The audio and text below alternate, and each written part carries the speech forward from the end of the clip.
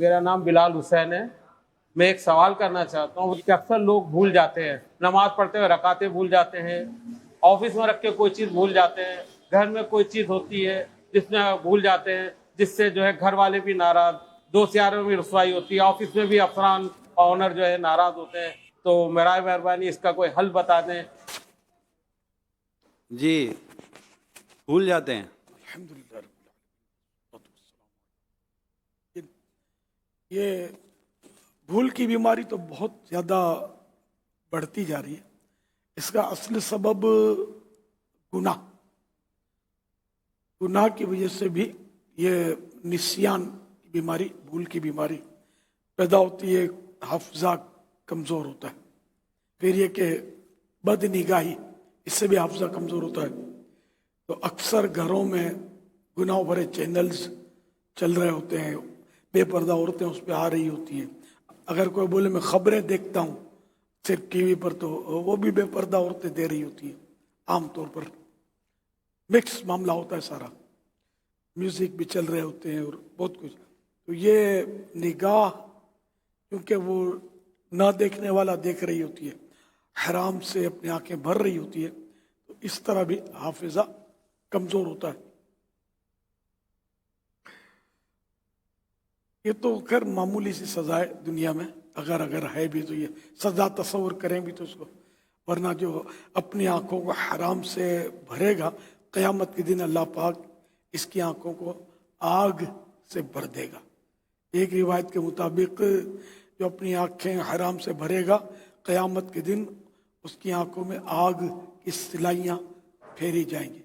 آج سرما برداشت نہیں ہوتا بعض اوقات آنکھوں میں، آگ کی سلائیاں کیسے برداشت ہوتی. اس لیے اپنی آنکھوں کو بچانا ہوگا. حتی الامکان بندہ نیچی نگاہ رکھے، اور اللہ نے جن چیزوں کو دیکھنا حرام کیا ان سے بچنا چاہیے. یہ ضروری ہے.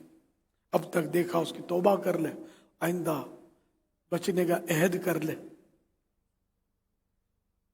اسی طرح اور بھی اسباب ہیں بھولنے کی بیماری کے. کھٹی چیزیں کھانے کا رجحان بہت زیادہ ہے. گھر میں جو سالن وغیرہ پکتے ہیں عام طور پہ کھٹے کھٹے پکائے جاتے ہیں. کھٹی چیزیں کھانے سے بلغم بنتا ہے. بلغم حافظہ کمزور کرتا ہے.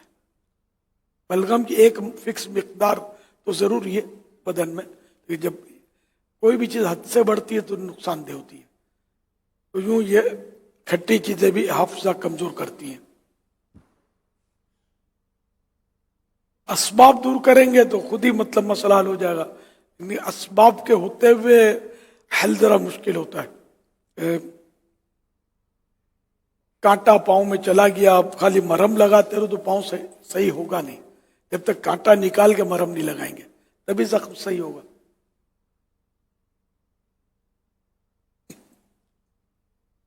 اس کے لیے پڑھنے کے بھی کئی اوراد ہیں، جن میں ہر نماز کے بعد یا عالم ہو یا علیم ہو یا حافظ ہو یا حفیظ ہو یا ناصر ہو یا نصیر ہو، یہ 5 بار یا 7 بار یا 11 بار پڑھ کر اپنے سینے پر دم کر لیا جائے. اس سے بھی حافظہ انشاءاللہ بہتر ہوگا. اور مکتبۃ المدینہ کا ایک رسالہ ہے، حافظہ کیسے مضبوط ہو، شاید یہ نام حافظہ کیسے مضبوط ہو، جی یہی نام ہے. ہاں، اس نام کی کتاب ہے چھوٹی سی مکتبۃ المدینہ کی. وہ پڑھیں آپ. اس میں اور بھی کئی علاج آپ کو ملیں گے، اسباب ملیں گے. تو انشاءاللہ اس کے مطابق عمل کریں گے تو حافظے میں بہتری آئے گی انشاءاللہ. صلو علی الحبیب صلی اللہ تعالی علی محمد. اس میں جیسے انہوں نے کہا کہ مسائل بھی ہو جاتے ہیں، جھگڑے بھی ہو جاتے ہیں، تو بعض اوقات ایسا ہوتا ہے کہ بندہ اپنی چیز بھول جاتا ہے. اچھا بھول وہ گیا ہے، لیکن بھولنے کے بعد وہ جس طرح کا ادھم مچاتا ہے نا، میری چابی کہاں ہے، میرے چشمے کہاں ہیں، میری چیزیں کہاں ہیں، وہ بھول خود گیا. اور بھولنے کے بعد پھر جو یہ چیخو پکارو اور شور مچاتے ہیں، اور پھر کہا کہ بھائی آپ نے یہاں رکھی تھی، یہیں تو ہے، آپ نے تو یہاں رکھی تھی. ارے ہاں یار میں بھول گیا تھا. اب اس پہ معذرت سوری کچھ کریں گے نہیں کریں کچھ بھی نہیں. لیکن یہ بھی ایک ہمارے یہاں طبقہ ہوتا ہے جو چیزیں خود بھول جاتے ہیں. اس میں اسپیشلی مسئلہ ہوتا ہے کہ جس کو چشمے کے بغیر کم نظر آتا ہے وہ چشمہ رکھ کر بھول جاتا ہے, وہ چشمہ ڈھونڈے کیسے. یہ ہے مطلب صحیح فرما رہے ہیں. مجھے حاجی مشتاق مرحوم نے بتایا تھا کہ جب قفل مدینہ کم بولنے کی تحریک چلی نا دعوت اسلامی کے, اس میں بیانات ہو رہے تھے اس کے اور خاموشی کی اہمیت اجاگر کی جا رہی تھی, تو انہوں نے بتایا کہ مجھے یہ فائدہ تو ہوا ہے. یہ بھی کچھ انہیں آفیسر تھے یہ شاید جب کام کرتے تھے آفس میں, مطلب میں آفس میں جاتا یہ فائل کہاں ہے, وہ پیپر کہاں رکھا ہوا ہے, میں جا کر اس طرح وہ آرڈر کرتا تھا باتیں کرتا تھا. پھر جب سے قفل مدینہ کی تحریک چلی تو ذہن بنا کہ ان باتوں کی کرنے کی ضرورت کیا ہے, میں خود ہی فائل ڈھونڈ لوں, میں خود ہی پیپر دیکھ لوں, قلم دیکھ لوں, خواہ سب کو پریشان کروں اور شور مچاتا رہوں. تو یہ ہے کہ اگر زبان کا قفل مدینہ لگ جائے تو بہت ساری آفتیں دور ہو سکتی ہیں. اس میں یہ آپ نے ماشاءاللہ جو بھی آفس کا جو آپ نے مثال دی نا, یہ دفاتر میں بعض اوقات افسران یا سپروائزر ٹائپ کے جو ہوتے ہیں نا, یہ بھی اس طرح کا کرتے ہیں اور فوراً پھر گھنٹی بجائیں گے, پین کو فائل لکھی تھی کدھر چلی گئی, اچھا فائل اسی کے دراز سے نکلے گی, سر آپ نے دراز میں رکھی تھی آپ بھول گئے تھے, تو شرمندہ ٹھیک ہے ابھی چلو. اب وہ ایسا بھی نہیں معذرت سوری میں بھول گیا تھا, نہیں, اس کو وہ پھر اپنا وہ برم رکھنے کے لیے یوں کر کے وہ پھر کر دیں گے. اچھا اس میں آپ کو لگتا ہے کہ اگر اپنی چیزیں اس کی مخصوص جگہوں پر رکھنے کی اگر عادت ہو, کیونکہ عموماً یہ جگہ پر رکھنے کی عادت اتنی ہوتی نہیں ہے, جب مرضی ہے وہاں رکھ دیا, چابی کہاں رکھ دی تو فلاں کہاں رکھ دی, اگر اپنی چیزیں اپنی مخصوص جگہ پر رکھنے کی عادت ہو تو شاید اس کے کھو جانے اور پھر اس کے ڈھونڈنے کے امکانات کا مسئلہ کم ہو جائے. بہت یار یہ بہت مفید ہے. میری تو الحمدللہ بہت کوشش ہوتی ہے کہ اپنی چیز اپنی جگہ پر رکھیں تاکہ پریشانی کم سے کم ہو. لیکن اب یہ کہ بچوں کی موجودگی میں, گھروں میں بچے بھی ہوتے ہیں, ان کی موجودگی میں ظاہر ہے کہ یہ مسائل تھوڑے بہت ہو جاتے ہیں کہ یہ اٹھا کر ادھر ادھر رکھ دیتے ہیں بچے. لیکن خود اپنے طور پر کوشش کرے, اپنی چیز چھپا کر رکھنے کی کوشش کرے کہ بچوں کی پہنچ ان تک نہ ہو, ورنہ بچے تو آپ کو پتا تیزاب پی جاتے ہیں, استغفر اللہ, پی جاتے ہیں نا. جی اب آج کل کیا بولتے ہو, سینیٹائزر کی وہ اسپرے کی بوتلیں گھروں میں ہوتی ہیں, تو یہ بھی بعض اوقات بچے ایک دوسرے کو مار دیتے ہیں. حال میں ایک بچے کے پینے کی مجھے پتا چلا, آپ پی بھی لیتے ہوں گے. ہاں, یہ بھی بچوں کی پہنچ سے دور ہو نا تو مدینہ, یہ ورنہ بیچارے چہرے پہ مارتے ہیں, آنکھوں پہ مارتے ہیں. تو سنا ہے, مطلب پتا چلا ہے کہ بعض بچوں کی اس وجہ سے آنکھیں چلی گئی ہیں. اس میں ہو سکتا ہے کسی کو نہیں ہے, مطلب مجھے پتا چلا ہے. اس میں ہو سکتا ہے کسی کو کنفیوژن ہو کہ یہ سینیٹائزر تو اسپرے تو ہوتا نہیں ہے, یہ تو پش کرو تو تھوڑا سا وہ گاڑھا سا لکوڈ نکلتا ہے, لیکن سینیٹائزر لکوڈ بھی ہوتے ہیں, پانی کی طرح بھی ہوتے ہیں, ان میں وہ مواد ملا ہوا ہوتا ہے کہ وہ اسپرے کی طرح بھی کام کرتے ہیں کپڑے وغیرہ پر چھڑکنے وغیرہ کے لیے, کیونکہ اکثر جگہ پر وہ گاڑھا سا ہوتا ہے وہ, تو اس میں وہ اسپرے ٹائپ کی چیز ہوتی نہیں ہے.